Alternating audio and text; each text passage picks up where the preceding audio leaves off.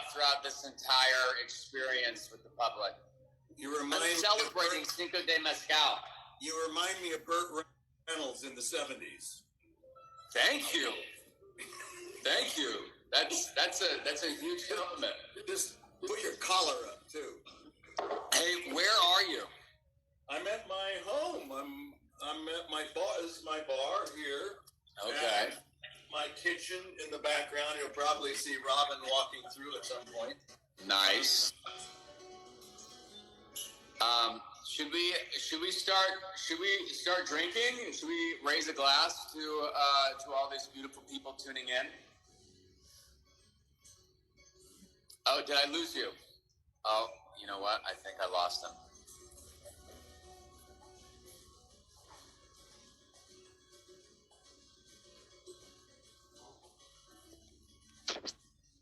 I think I lost Brian.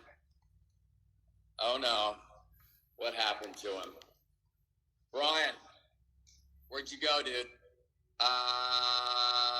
Well, you know, it's all right. There he is. I'm gonna add him.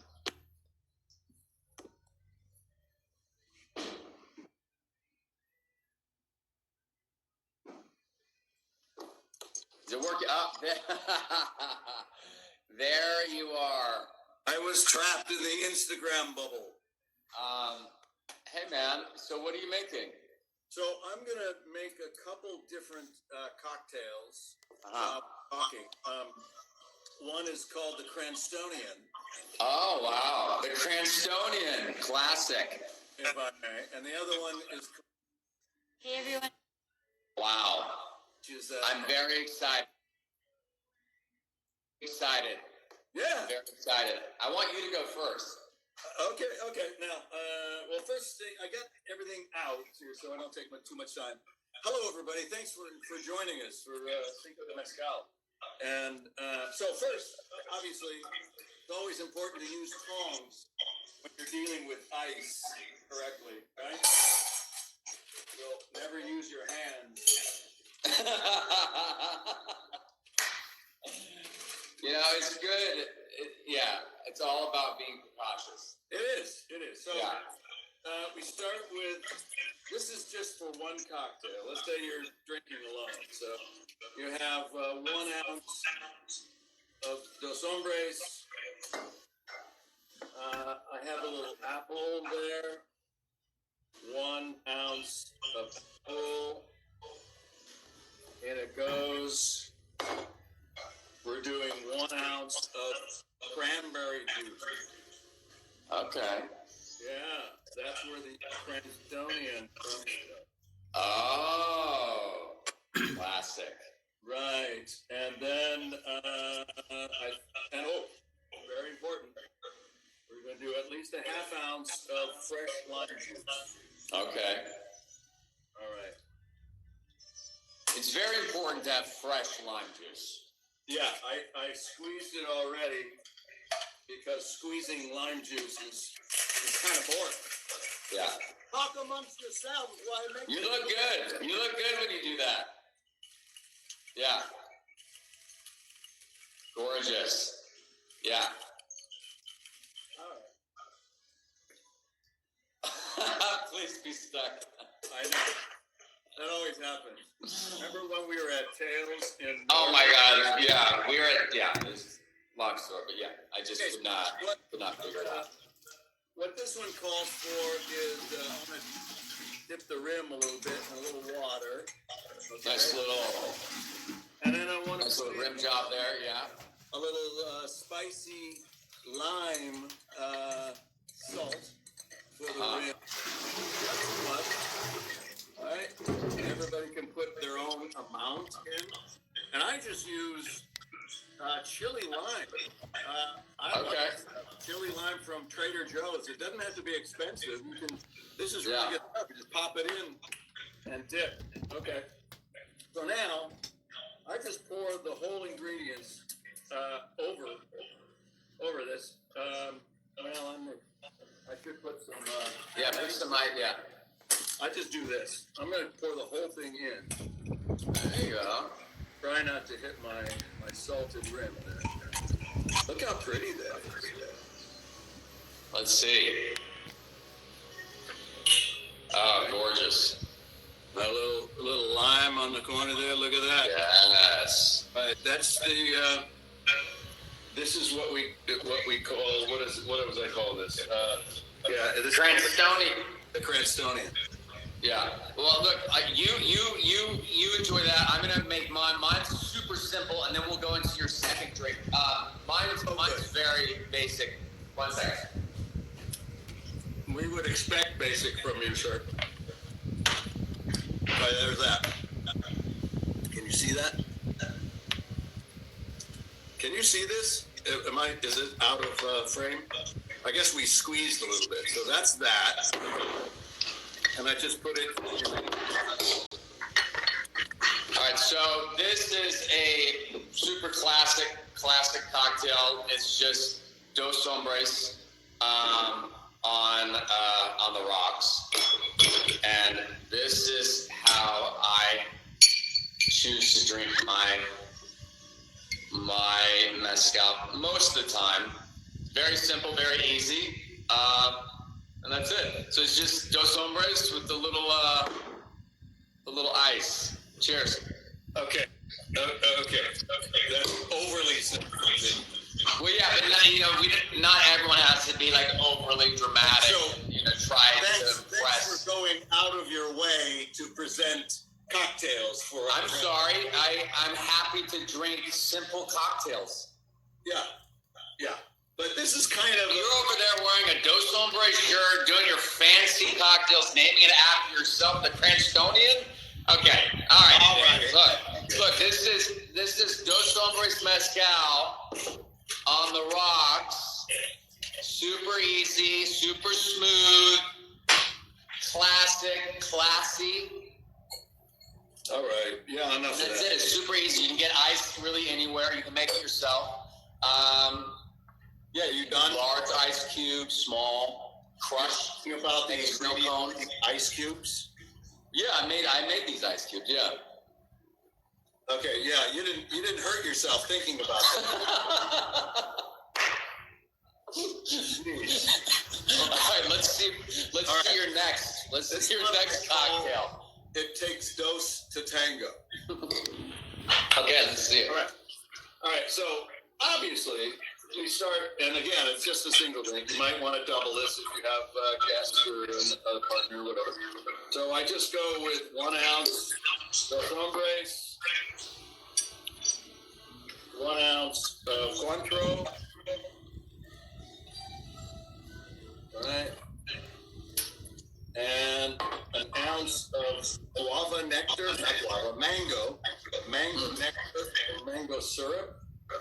And this is, you do it to taste. If you like it a lot, you put a dash more in. If not, and then the last thing is a little agave nectar, which I just a little bit, not a lot, and put it in. Stick it with our native plants, right? All right. That's that.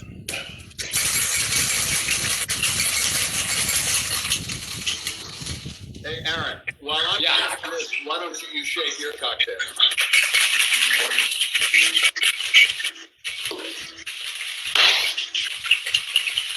Hey, I'm gonna be showing you guys a great cocktail in a little bit. All right. Same thing. I'm going to take another glass here since I get this off. Take another glass. This time with the takes dos to tango, I'm going to put it in a little bit of lime sugar as the crust. So this is, if people like it leaning a little sweet, they can do that, or they can go back to the salt. Anything's fair. Whatever your taste is your taste, and we support that. All right, so here we go. I'm going to pour this in now.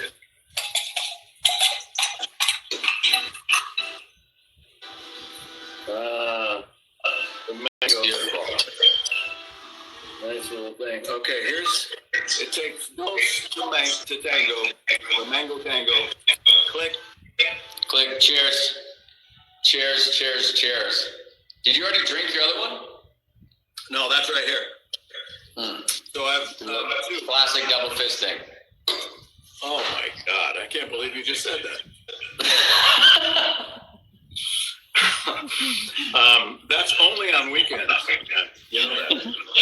Yeah. It's a little more summery, refreshing. So as we get into summer, you might want to consider that. Always with the fresh lime juice.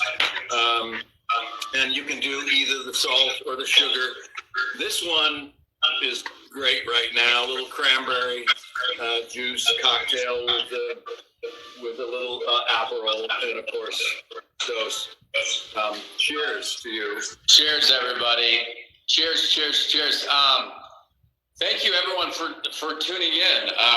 We're so excited to get together and finally be able to sort of tell you how this came to be. And slowly but surely, we're inching our way across the states and then over the seas, and hopefully we'll be in your neighborhood soon enough. But anyways, Brian and I obviously got to know each other very well during Breaking Bad, and quickly he became just one of my dear friends, and over the years became my mentor. And believe it or not, Brian is definitely my mentor. I really look up to the man. I say this all the time.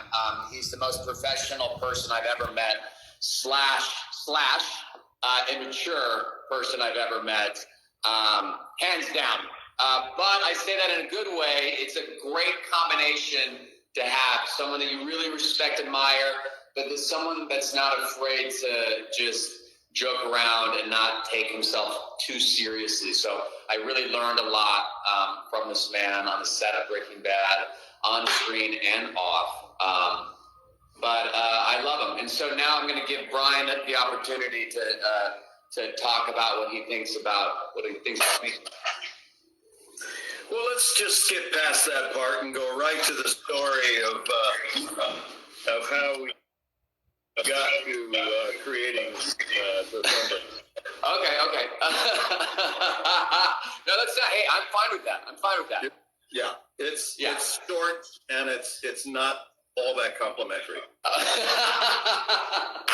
You can't say something nice about someone, don't say anything at all. Yeah, that's true. Yeah. So cut to a few years after Breaking Bad was finished. Brian and I, obviously, it was still very close. We were having dinner. We were having sushi in New York, and we were sitting next to each other. And Brian mentioned, "Hey, do you think it's too soon to maybe do a show together, or a movie, or maybe even a play?" And this was far before even the conversations were starting with El Camino, that we were reunited with the characters that we played in Breaking Bad. And so I said, I think it's a little too soon. I think people are just going to see us as Walt and Jesse for a little while longer. Maybe we could, maybe produce a play or produce some sort of show, or maybe we could go into the booze business. And he laughed at me.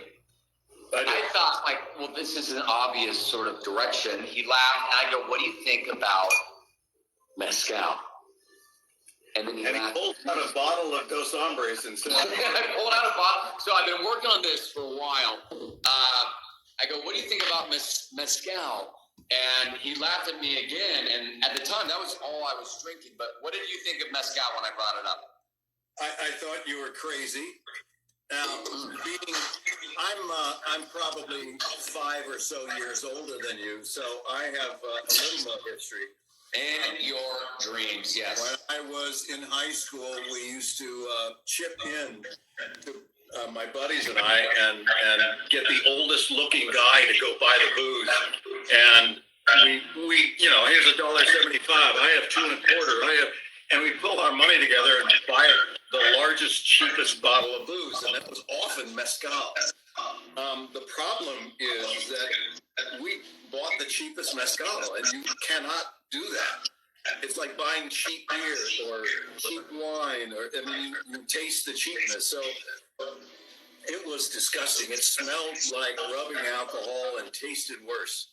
So we used it only as a punishment or a torture. If someone made a bad joke or someone did something stupid, we'd make them drink, and you'd have to squeeze the mezcal. So my association with mezcal was so negative because of that terrible experience when I was in high school. Until I got over that, and Aaron was able to convince me that it's a whole new world, that there are a myriad of agave varietals that make so many. Some are wild, some are planted, some are farmed, and it ranges. I think there are like 150 different varietals of agave plants. And so we went to a mezcal bar. We tasted some. I couldn't believe it. It was delicious. Some were too powerful for me. Yeah. Some were too smoky. I feel like Goldilocks. And so when we were talking about this, I said, well, you have a desire to have a burning sensation going down your throat. I don't mind getting punched in the face by a spirit in a good way. Brian likes to be seduced, romanced. I do. Yeah. I like all of my art to slowly introduce me to their world. So Yeah. whether it's architecture or painting or dance or music, I don't want to be taken aback.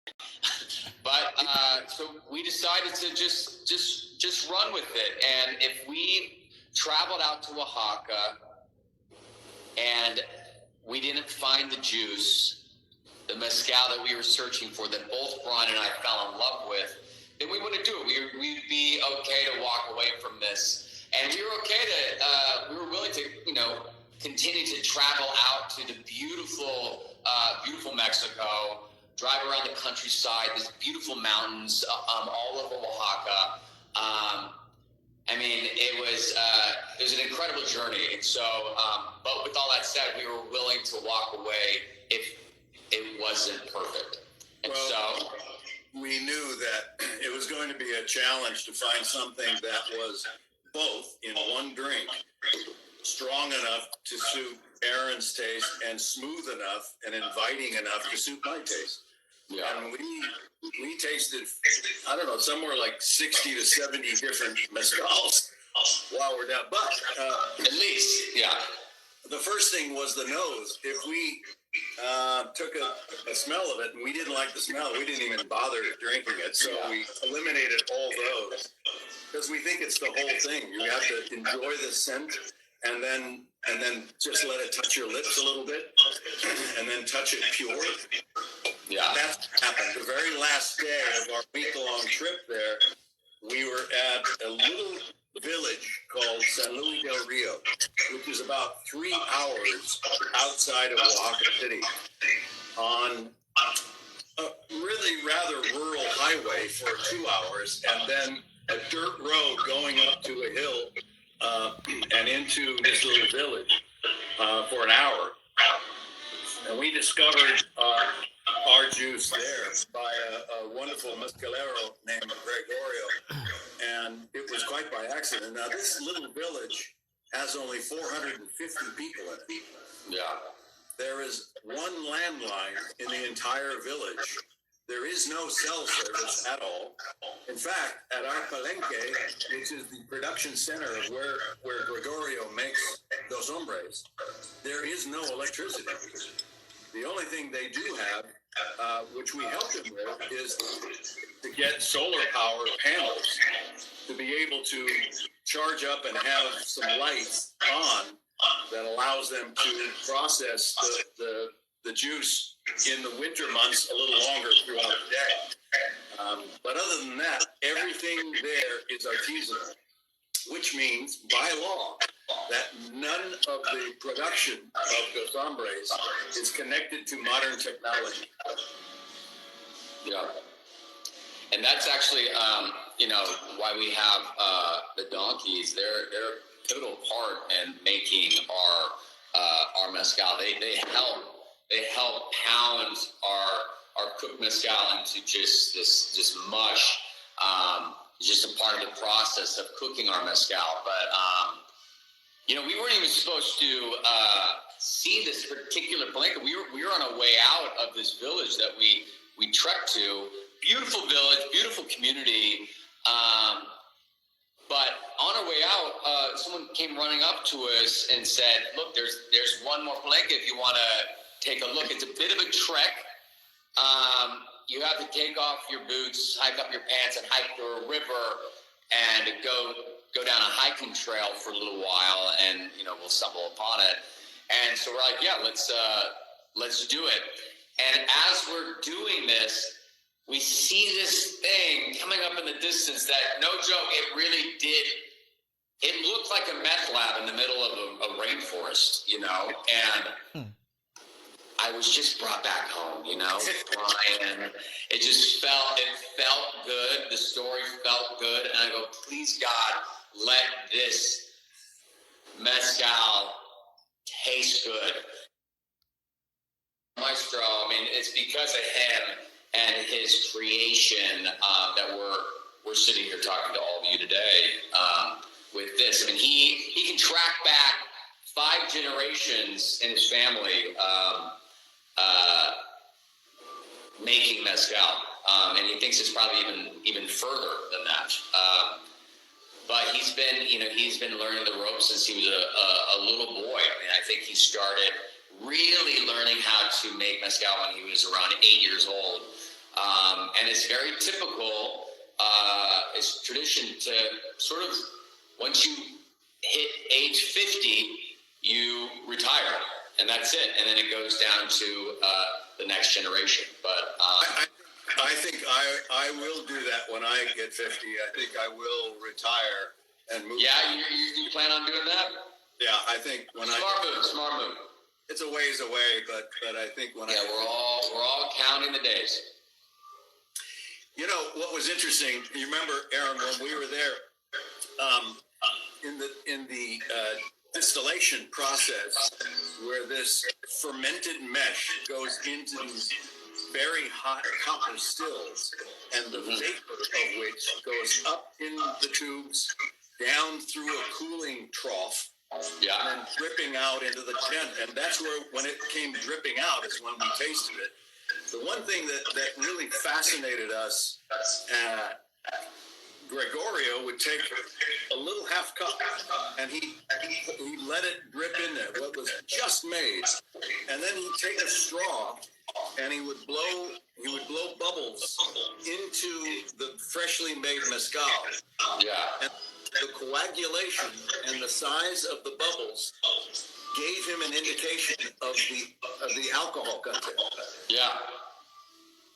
That's amazing. So it's like if you took a bottle of mezcal and shook it up, and then look at the top, you'll see bubbles forming, and that's how. And then he would look at the bubbles, and he was so accurate, because ours is 42% alcohol by volume, and that's the target that he needs to have.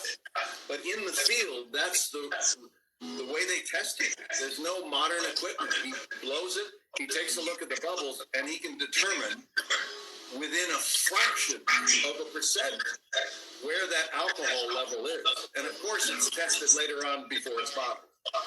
But it's just amazing how knowledgeable they are on it.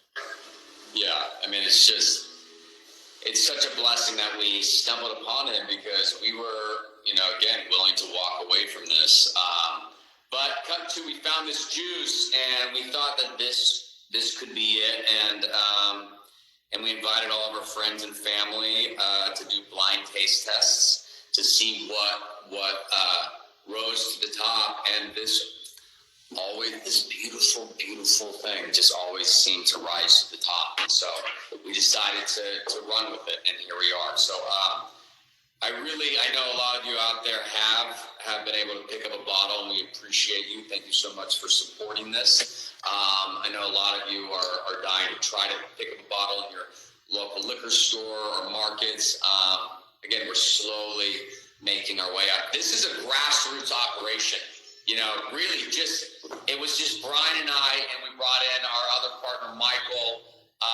It was literally just us three pounding the pavement for years to get this thing out.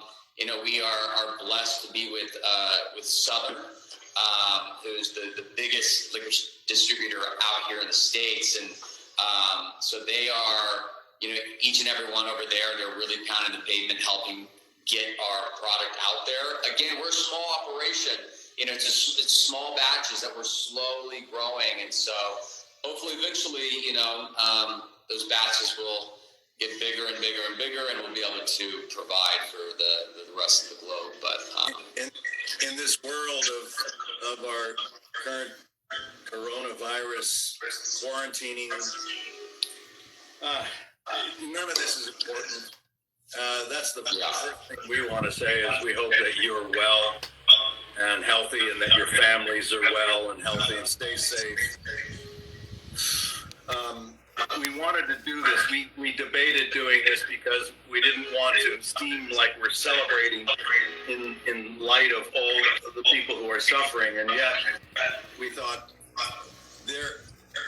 we're human beings, and we need to look at the silver lining in things, and we need to be able to celebrate certain things and appreciate our good fortune in good health, and we hope that's where you are as well. We've donated. This is the last day. I think you can purchase online, and we donate 100% of our proceeds today, the last day, to three great organizations. One is the America's Food Bank. One helps Bartenders Emergency Fund, and the other is for the other hospitality workers, dishwashers, busboys, waiters, waitresses, hostesses, and so they will need money to just buy groceries, and that's what all this is about. So if you don't have one, go online, go to doshombres.com, pick up a bottle of Dos Hombres, and know that 100% of the profit goes to there. And we're fortunate because in an odd way, this off-premise world where people are buying it from online, or Bevmo out on the West Coast, Total Wine and Spirits, ABC Wine down in Florida. It's just, great partners with us, and we've done really well. So it's time to give back. We want to make sure that we help those people who are on the front line of this. And it's unknown when any of those people are going to be able to get back to work. Yeah, it's just such a crazy time. I really don't even know how to articulate it in a proper way, but just know, we're all in this together. I raise a glass to all of you. I know it's just such an uncertain time here, and we will get through this. We will get through this, and we just need to stand together, stay safe, stay sane. In looking at some of the notes and messages that are coming through, I saw one that said, "I love you so much," from Adrian, I believe it was. And I appreciate that, Adrian, but don't forget Aaron is also here. Show him a little courtesy, if you would. Yeah. Thank you, Adrian. I really appreciate that. Someone asked, are we still selling meth? Actually, no, we're not. Oh wait, this is news to me. Yeah. No, we're not selling meth anymore. Good to know. We've been there. We've done that. We've now moved on to mezcal. So, who knows what's next? Who knows? Oh, there it is. Someone said, I love you, Aaron. That's sweet. I know. Oh, thank you. Love you back. Oh, hey, Norway, I see you. Aaron. Hey, Norway. God, I love Norway. We're getting people from, I saw it was from Colombia and from Brazil and just all over. It's really great.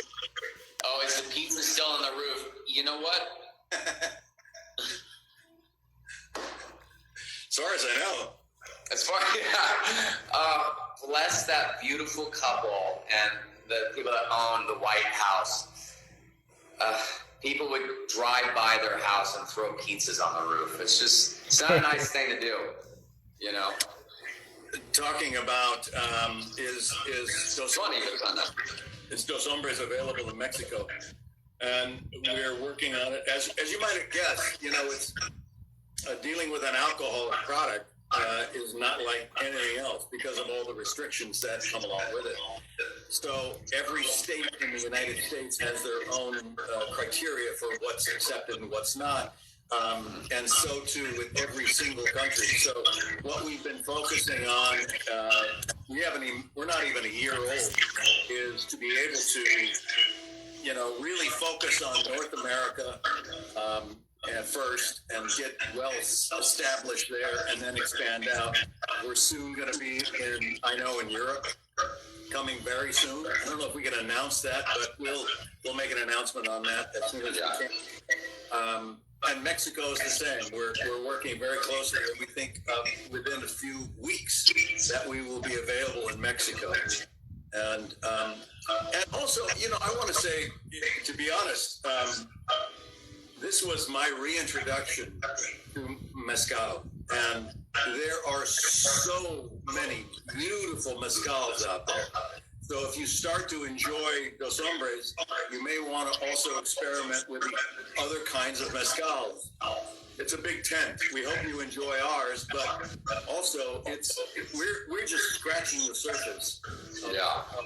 The amount of great mezcals that are out there in the market. Some are very hard to find. Some are very expensive. Now, for example, our mezcal is an Espadin. And the Espadin plant takes 6 years to come to maturity before it can be harvested. There are some plants that could be 25 or 30 years before that plant is mature enough to be harvested and made into a mezcal. So it's very weather dependent, rain dependent, and sun, and how much time. It's really very dependent on agricultural situations. Can we talk about our future project that we're working on right now? Yeah.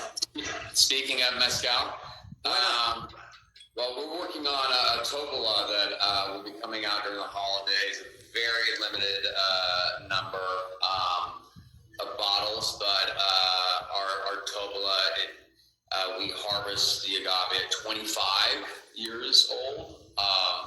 It's a much different sort of process from our Espadin, but we're just designing the bottle now. I think the next steps are just kind of getting the label and everything approved. But yeah, it will be out on the market soon enough. But again, what Brian was saying, to go back, we are really trying very hard to get this on the shelves in Mexico, where it came from. We're so proud to be working with the Mexican community out there. Each time I go out there, I just fall in love with the people and the community and the surroundings over and over and over again.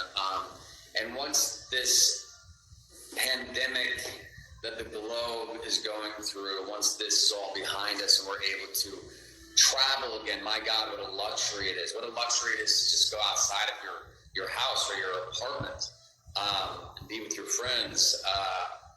What a blessing. So I can't wait to get back out to cross the border and be with the beautiful community of Oaxaca and raise a glass with all of them. And, what's really interesting is here's two American guys, have had some celebrity or fame, and we're on this quest to find this juice if we can. And you know, there have been less altruistic people who have gone down there to try to rape the country and just take for themselves. Yeah, it's a sad situation. What was really wonderful and a great experience for us is that two American guys going down to Oaxaca, going into the foothills, 3 hours away from the largest town, and we meet Gregorio. And before we were able to do any business with him, he insisted on us sitting down for a meal. Yeah. Himself, his wife, and his kids, and just to get to know us through our broken Spanish and his broken English and an interpreter and connecting the dots. And we had a meal in his very humble abode. And all of us there just exhaled and relaxed and said, you know what? This is the way it should be. He did not want to do business with us unless he felt connected to us, unless he felt that we could be trusted and friends. Whereas it's so un-American. Americans, we don't, in general, you don't even have to like the person you're doing business with. Just do business. But that's not the way it is with the Latin people. And it's a beautiful, beautiful thing. So we all relaxed. We all talked about families, our families, his families, children, our hopes. And then it was time to discover if there was a possibility to have Gregorio become our maestro. And it was a great lesson for me. I really thought, boy, this is really how it should be. And I really embraced that culture and the way they need to feel comfortable and trusted of other people before they do business. Yeah. I feel very blessed to have stumbled upon that village and that family. Without them, obviously, this growing business would not exist. No. And this is just the beginning. Again, we're not a year old, and we have big plans in giving back to the beautiful people of Oaxaca. And that's what it's all about. That's what it's all about. But anyways, I'm just so happy that we were able to kind of finally get together and tell the story of Dos Hombres and how it came to be and why it came to be. But thank you so much for tuning in and joining us on this conversation. Before we go, I just wanted to say that we're busy constantly talking about how we can get our fans and lovers of mezcal to be a part of this, and we're trying to figure out a way to conduct a contest to be able to bring someone or two or four people down with us to Oaxaca at some point. But it's really tricky. Come see the operation with us. Yeah, and to see it firsthand, to see how rural it is, and see how intuitive it is for Gregorio and how he feels it. For example, when the liquid comes out of the spout and into the big plastic jug, the first version, unfiltered, of mezcal, he constantly looks at the flow of it. And I asked him once, why are you checking the spouts so much? And he said, if the juice comes out and it just drips, it means the fire under the copper kettle is not hot enough. And he'll put another log in there to get it just to the right temperature. If it's coming out too fast, he'll pull a log out to cool down the fire a little bit. It was a marvel to look at that and go, wow. He just is constantly checking every aspect of it. he'll go to the fermentation barrels and he'll stick his fingers in there and give it a smell to see how long. Usually it lasts 10 days fermentation in these oak barrels. But he can sense if it's hotter during the day, it may take less time. If it's cooler temperature, it may take more time. It's just, he's an amazing farmer and a physician, really. Yeah. I mean, and I got to tell you, his palenque was so pristine, and I mean, it was in the middle of nowhere. And yes,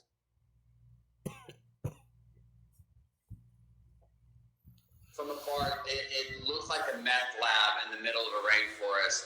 But when you get up close, you're like, oh, it's actually a clean workstation. You know, it was a beautiful sort of process. But Brian, I mean, we might as well talk about it. Brian, before I got there a day or two early, and I went a full day of tastings and grabbed samples from different places for him to taste that I thought were, you know, somewhat interesting. And there was this vat of mezcal that I sampled that they Not at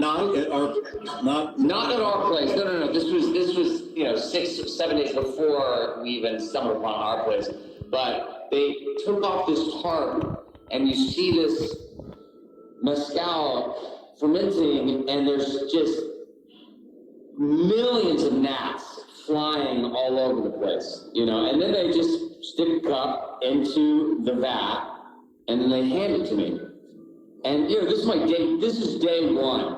I go, okay, Oaxaca, I mean, they really, you know, they go for it here, you know. It's just like, gloves are off, let's taste it. I guess, let's taste it, you know. And I tasted it, it was fine, but it just didn't feel all that sanitary, you know. Cut two, I got deathly ill. All of us did, besides Brian. All of us got deathly ill, I think, from that first day of drinking the Nat mezcal. That might be worth noting that we made sure that Gregorio and all his workers at the Dos Hombres Palenque are safe. We have hand washing stations and masks for all of them. And anything that Gregorio asked for, we just provided. He is our producer, and without him, we don't have a product. So, maybe it's a good time. Do you have any questions? We'll take a look and see if we'll answer a question or two about the mezcal or something, whatever you want. What type of wine are you sipping on? I mean, I like a good red, you know. The white cab. Here's one that says, Brian, do you feel embarrassed that you're so much more handsome than Aaron Paul? No, you know, I get that all the time, and while I'm sensitive to it, I don't want to make Aaron feel less than, so I try to give him as much room as possible. Thanks for the question.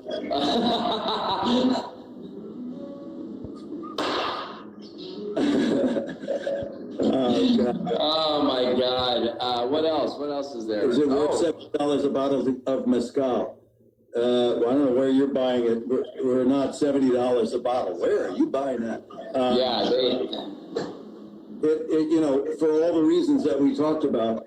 By the way, and you see, it says mezcal artisanal. This is governed by the Mexican government. Is that it is old-fashioned, old-world processing. Like I said, there's no electricity at our palenque. If there was any modern technology used in the process of our mezcal, we could not say artisanal on the bottle.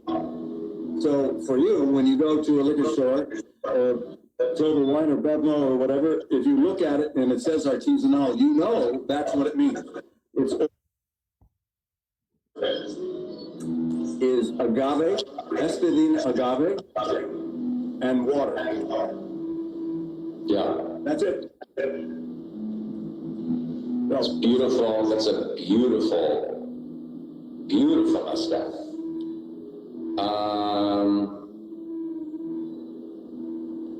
Argentina, God, I love, and I know you get it a lot, Brian. I just love people from Argentina. You know, anytime I meet someone from Argentina, I get so happy. And they just sent our love.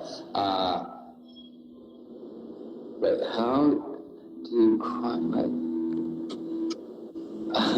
How do you cry so well on TV, Aaron? Do you suffer during your childhood? Actually, I'm so happy finally someone brought that up. My suffering from my childhood. No, I don't know. You know, I don't know. No, I had a great childhood. I love my family, beautiful family, siblings, tons of nieces and nephews. It's all good. I guess at times I just like to be sad. There was someone asking about the first batch. As you'll notice in every bottle of Dos Hombres, they're hand numbered. The batch number and the bottle number is written by hand down in the... Yeah, what are you? Right now I have batch number 5, and this is bottle number 1358. I'm batch 6. This is bottle 5826. Yeah. Each one is numbered. It just so happens, because this was Aaron's idea, he has the very first bottle of the very first batch. Yes. And I have the second bottle of the very first batch. And Michael has the third bottle of the very first batch. And then we'll never open that. I don't think I'll ever open that. You didn't? Oh, I already drank mine. You did? No! No, it's on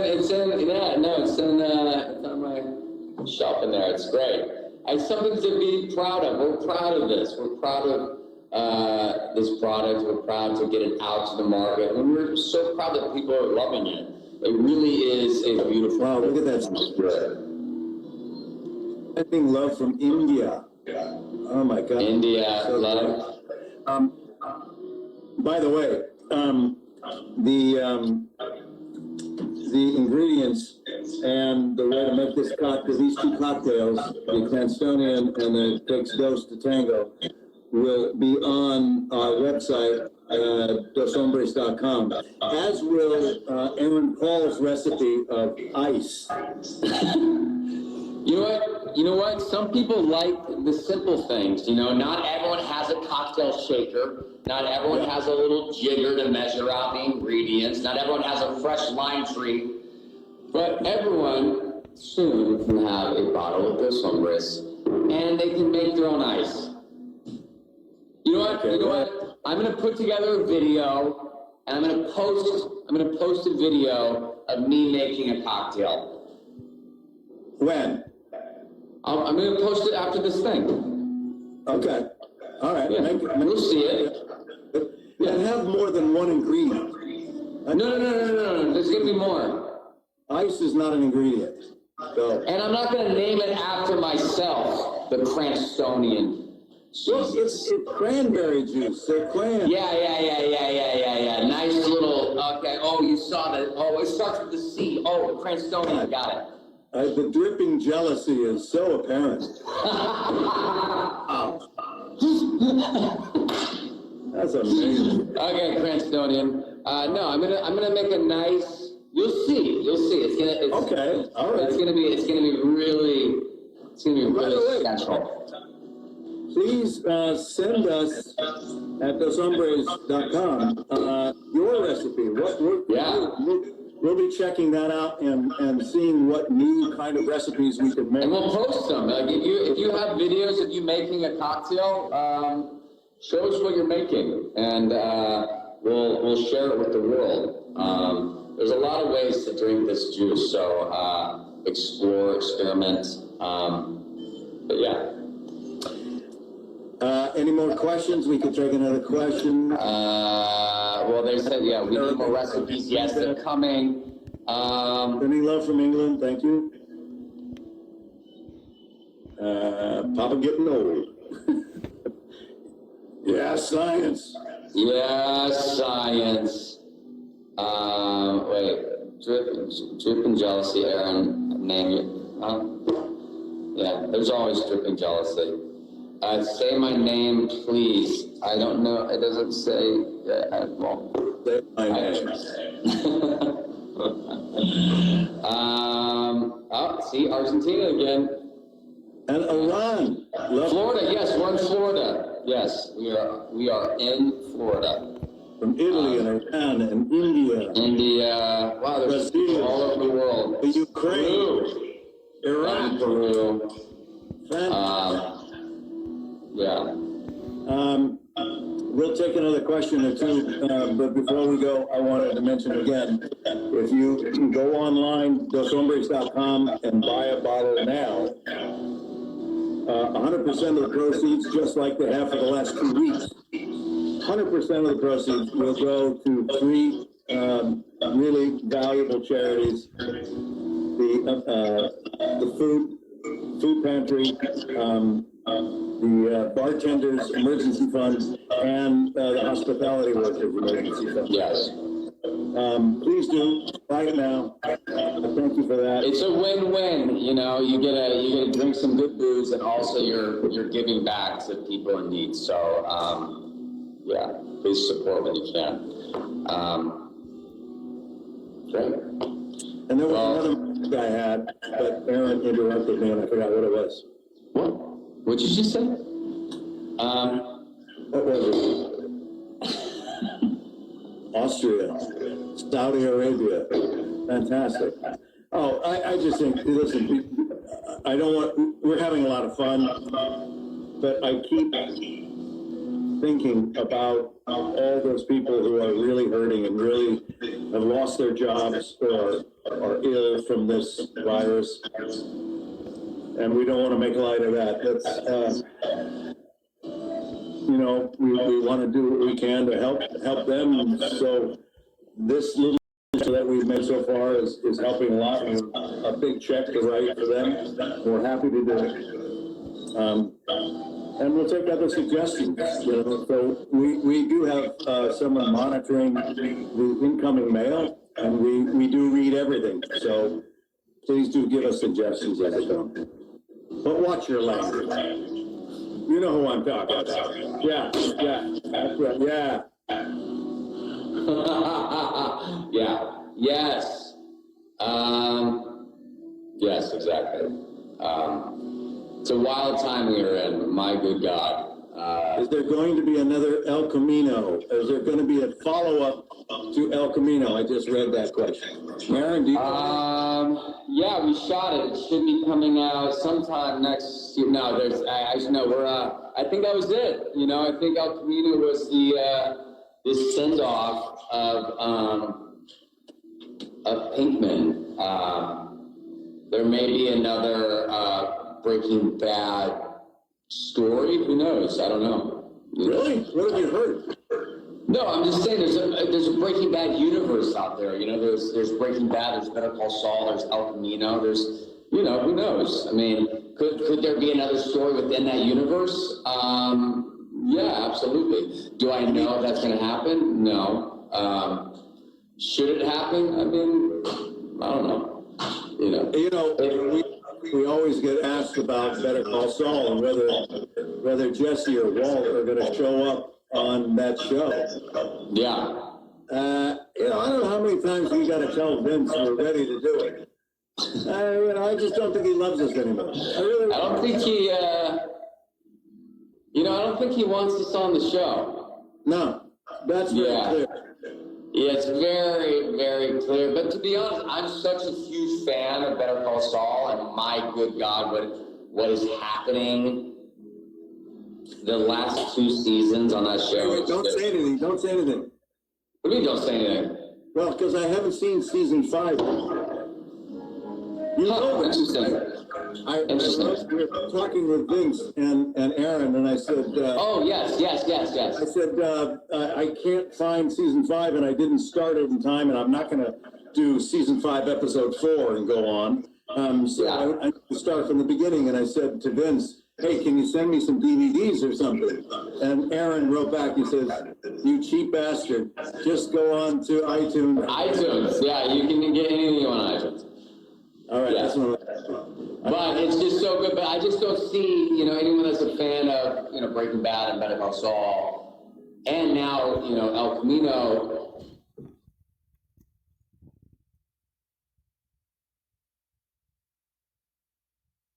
Where, at least, where Jesse went. I don't see how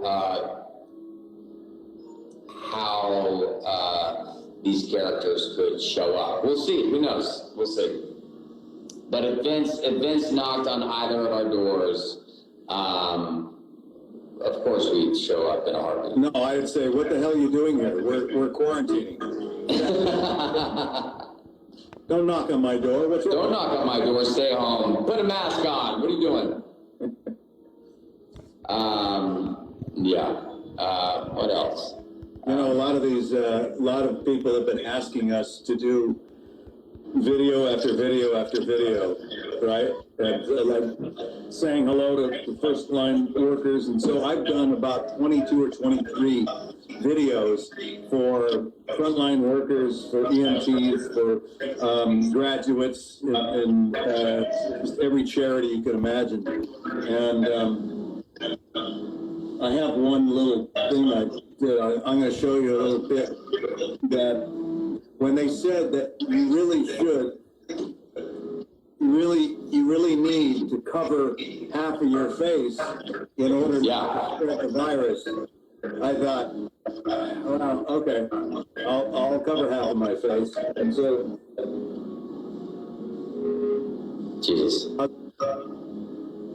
You don't appreciate it? I mean, I'm covering half of my face. Yeah. Hey, you know what? That mask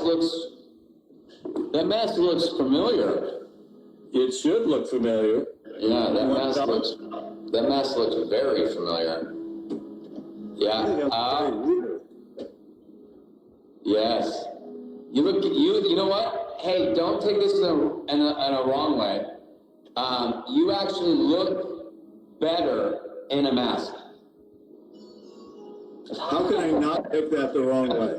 No, I'm just saying you wear masks well. Well, I know. Not everyone wears masks well. You wear masks really, really well. And do you should want to open up this video with that mask? Yeah. Well, do you want to also show everyone watching that you're really bald in real life? That if you dare take off that hat, they'll see what you really look like. Yeah. Yeah. I have no hair. It's all gone. But that mask, you do look really good. It's a lovely mask. It's up to you to tell them where. That's from that's actually from my my wedding. We had a 1920s Parisian carnival wedding, and for the table placement, everyone was able to go to see like where there's being seated. They got a little masquerade mask like that, and we all wore them during the dancing portion of the wedding. It was great. But thank you so much for keeping it. It's beautiful. It's a beautiful mask. Yeah. I've robbed one bank with it already. You robbed what? One, just one. Good. And now you're saving millions of lives. Bank makes you a bank robber. Yeah, that's You actually got to true. rob multiple banks. Yeah, that's true. That is a true statement. What else? Oh, was Sweet 60 fun to shoot? Yes, it was. I don't know if you guys have seen, all of you have seen Bryan Cranston's Sweet 60th birthday party that he helped sort of, he birthed the idea with Jimmy Kimmel, and I was a small part of it, but it's a play on the spoiled 16-year-old birthdays, like the spoiled kids not getting the cars that they want. but Brian is turning 60, and he still lives with his parents, and he's incredibly spoiled. But it's a beautiful little video. You should check it out. It's fun. That was Jimmy's idea, and we're happy to do it. Oh, was it? That makes sense. I actually I kept that lion costume. I wear a lion costume, and the video, because Brian dresses up. Spoiler: he dresses up as a lion, and I show up at his birthday as a lion as well, and he kicks me out. He's pissed.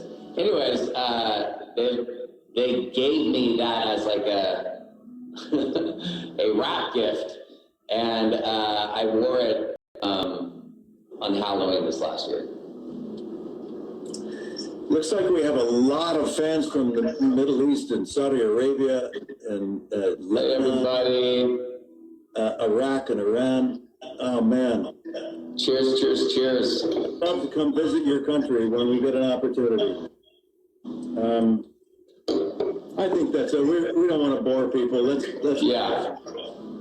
get off. All right. Well. Oh look, Aaron, you make me smile. You know what? Thank you. You make me smile. Well, I see a lot of these questions are directed towards me. That's so nice. It's actually really nice to see. Yeah. Argentina again. Oh, Mark Ryden, what's up, man? Oh, my favorite artist of all time. He's on here. Hi. God, look, his work is all over my house. Mark, you remember this? Oh, you beautiful man. Look at how genius he is. My good God. Yeah, you've got a lot of his art around. I do have a lot of his art. He's talented. Yeah, he's a genius. Well, everyone, we love you. Thanks for tuning in and hearing our story of Dos Hombres. We're so excited to finally be able to share it with you all. And please stay safe, stay sane out there. We will get through this. I know a lot of you are very uncertain what's to come, and some of you are sick or have been sick, or families have been sick, or you have had people that you have lost. It's just, I don't even know how to wrap my head around all of this madness, but it's all about just trying to, stand together. Very resilient. We will get through this, and we are social beings. And so hopefully you've appreciated this moment of just kind of having a little fun and rapping today. We've had fun doing this. Thank you. Stay safe. Be well. And we'll talk to you again very soon. Yeah. But cheers, everyone. Lots of love. Thanks for tuning in. Cheers. Bye. Bye. Bye.